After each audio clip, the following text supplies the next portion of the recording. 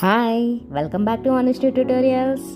ఈరోజు మనం భారతదేశంలోని టైగర్ రిజర్వ్ గురించి తెలుసుకోబోతున్నాం. అందులో మొదటిది భారతదేశ జీవ వైవిధ్య చట్టం అమలు కొరకు ఏర్పాటైన నేషనల్ బయోడైవర్సిటీ అథారిటీ ప్రధాన కార్యాలయం ఎక్కడ ఉంది అంటే చెన్నైలో. జీవ వైవిధ్యం బయోడైవర్సిటీ అను పదాన్ని తొలిసారి ప్రతిపాదించింది ఎవరు అంటే డబ్ల్యూజీ రోజన్. ఒక ఆవరణ వ్యవస్థలోని జాతి వైవిధ్యాన్ని ఏమంటారు అంటే ఆల్ఫా వైవిధ్యం. ఇప్పటి వరకు ప్రపంచవ్యాప్తంగా ఎన్ని బయోడైవర్సిటీ హాట్స్పాట్లను గుర్తించారు అంటే 36.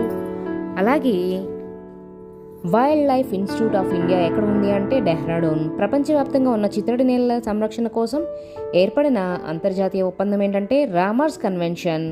అలాగే బెంగాల్ టైగర్ కన్జర్వేషన్ అథారిటీ ఎవరి ఆధ్వర్యంలో పనిచేస్తుందంటే ప్రధానమంత్రి. రాయల్ బెంగాల్ టైగర్ శాస్త్రీయ నామం ఏంటంటే panthera tigris. Thanks for watching honesty tutorials.